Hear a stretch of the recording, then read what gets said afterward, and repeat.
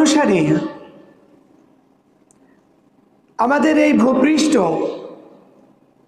এটা কয়েকটা প্লেটের উপরে আমাদের ভূপৃষ্ঠ থাকে। কয়েকটা বড় প্লেটের উপরে আমাদের এই ভূপৃষ্ঠ থাকে। এই প্লেটগুলো এটা প্রাকৃতিকভাবে এটা চলাচল করতে থাকে।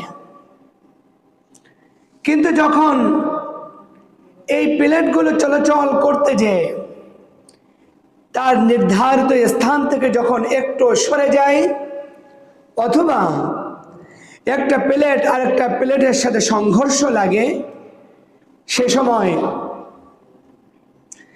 সময় এই যে একটা অনাকাঙ্ক্ষিত নড়াচড়া, প্লেটটা তার নির্ধারিত জায়গা থেকে সরে যাওয়া অথবা একটা প্লেট আর একটা প্লেটের সাথে সংঘর্ষ লাগা, এই যে অনাকাঙ্ক্ষিত পরিবর্তন, এই পরিবর্তনের ফলেই ভূমিকম্প সংঘটিত হয়।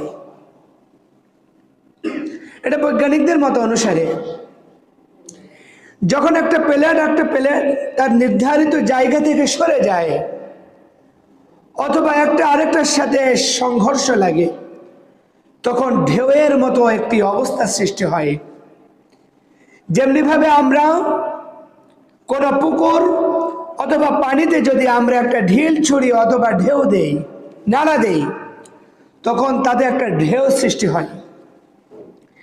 ঢেউ সৃষ্টি হয়ে যেখান থেকে এই ঢেউটা শুরু হয় তার কাছাকাছি ঢেউয়ের পরিমাণটা খুব বেশি থাকে। পর্যায়ক্রমে এই ঢেউটা যখন আস্তে আস্তে দূরে সরে যায় তো ঢেউয়ের পরিমাণটা আস্তে আস্তে কমতে থাকে। ঠিক তদ্রূপ যখন একটা প্লেট, এই ভূপৃষ্ঠ যেই প্লেটের উপরে চলমান, সেই প্লেটগুলো